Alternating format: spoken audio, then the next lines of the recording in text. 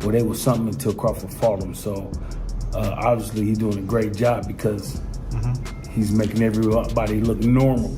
Apparently no rehydration clause, am I hearing that right? He wants full smoke at that weight. Let's go, man. That's what Crawford wants. He wants to show the world that he's the best. So, hey, why put stipulations in there when you know that you can be the best? Totally see Crawford outboxing Canelo, like bad, making him look like taking him straight to school. But again, I do not see Crawford stopping Canelo. I don't see him knocking him out. I don't see any of that. I do see Crawford taking him to 12 and. As part of making sure he defeats Canelo, Crawford has brought in none other than Floyd Mayweather Jr. for sparring sessions, a move that says everything about the seriousness of his approach. It's been confirmed that Mayweather is helping Crawford prepare for the defensive complexity and ring intelligence that Canelo brings. The connection is deeply symbolic.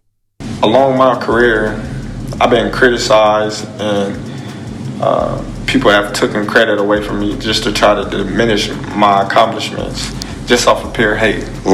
So what would they be able to say with me going up 2 weight classes? If Canelo become undisputed again and I beat Canelo, what could they say? Mayweather was the first to easily dethrone Canelo back in 2013, and now 12 years later, he's helping Crawford script what could be the final chapter in the Mexican superstar's reign, according to Crawford's camp. This will force Crawford to sharpen his timing, to adapt on the fly, to tighten his footwork, and to revisit the kind of ring generalship he'll need against someone who's been walking through bigger men at 168 lbs for years. Crawford's camp is a blend of science and intensity. Great combinations and a very strong fighter. You know, facing him off, he's actually the taller man. So I'm leaning towards Crawford now. I switched my opinion. I think Canelo looked too slow, too flat-footed. One punch at a time. I don't think that's going to be enough for him to beat Crawford. Crawford's too fast, too strong, just too. He's already begun high-level sparring, not only with Mayweather, but also with Lester Martinez, the undefeated knockout artist from Guatemala. Martinez, a full-bodied super middleweight with real power, is a clear proxy for Canelo's size and strength. Crawford's team isn't leaving anything to chance. They've brought in partners who can push him, partners who can throw with the kind of explosive volume that Crawford rarely had to deal with at welterweight.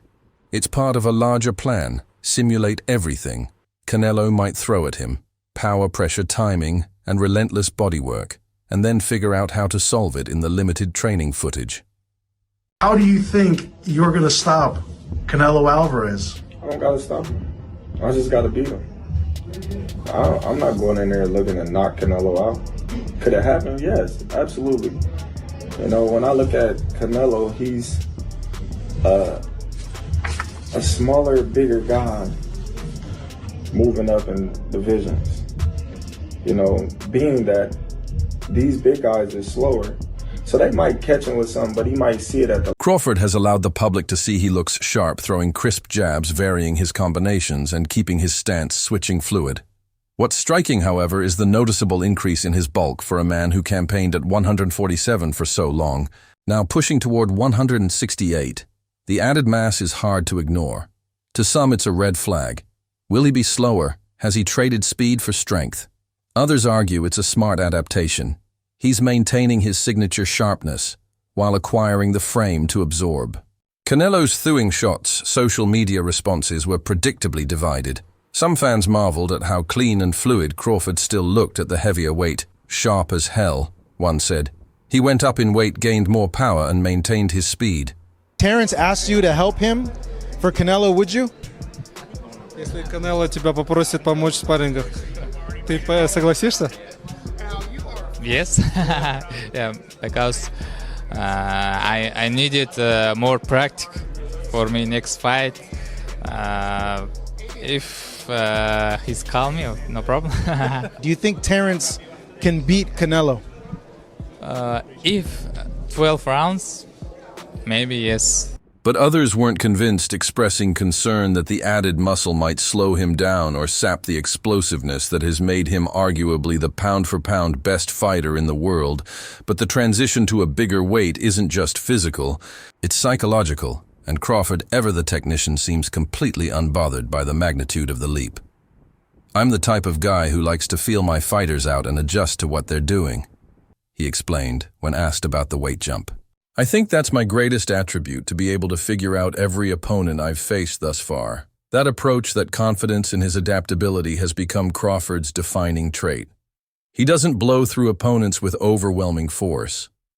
Canelo Alvarez versus Terence Crawford has a venue and has a streaming platform. The fight will be in Las Vegas, and Netflix will be streaming this fight. Now, I have high hopes for Netflix because, like we saw Mike Tyson versus Jake Paul, a lot of buffering. I don't think Netflix will make that same mistake again, because this is the biggest fight in boxing since Pacquiao and Mayweather. And if Netflix can provide no lagginess, no buffering throughout the whole event, Netflix is going to be breaks them down. He analyzes in real time, then dismantles piece by piece against Canelo, a fighter who has made a living. Walking down opponents, Crawford's goal will be to disrupt the rhythm pivot off angles and smother Canelo's forward momentum. And there's more to it than just training. The stakes are enormous, not just for Crawford, but for boxing Turkey. Alalshik, the Saudi advisor behind many of the sport's recent mega events, described this upcoming showdown as the biggest fight in boxing in history in the last 10 years or maybe more. He's not exaggerating. This isn't just a title fight. It's a pound-for-pound decider, a legacy-cementing moment for two of the sport's most dominant figures. Alalshik made the announcement with pride, thanking not just the fighters, but Netflix SA TKO Nick Khan and the entire machinery that made this event possible. Crawford versus Canelo is being marketed as the one, and it carries every bit of that weight. I have to ask about Terence Crawford. Do you think it'll add to your legacy, though, a fight with Yeah, Crawford? a lot. He's a really good fighter. 2 times undisputed champion. He accomplished so much, so can add a lot to my career. The branding deliberately echoes Canelo's 2013 clash with Floyd Mayweather. Only this time, Canelo is the elder statesman defending his throne, and Crawford the one looking to carve his place into the annals of greatness. The entire production is designed for global spectacle. Netflix is streaming the bout, making it accessible to its 300 million subscribers. The move to a streaming platform, especially after Netflix's success with Jake Paul versus Mike Tyson, signals a shift in how boxing's biggest nights are packaged and delivered. That fight pulled 108 million viewers for the main event alone. Yeah, ever. This is one of the biggest fights ever. And obviously I'm honored to be promoting. But yes, when they say we're promoting it, I'm doing the promotion, we're doing the production, the event ops, PR, I mean everything to do with the fight, just like a UFC fight, while at the same time promoting UFC Noche. So it'll all be the same weekend. It's a badass weekend of fight. Crawford versus Canelo, with its far higher stakes and broader appeal, could very well surpass that number, pulling in casuals, diehards, and international fans alike. The three-city press tour that starts June 20th, Riyadh, New York, and Las Vegas, mirrors the promotional blueprint of old-school blockbusters, with each stop designed to escalate hype and create talking points. And Canelo, he's not treating this like just another defense. This is his era, his weight.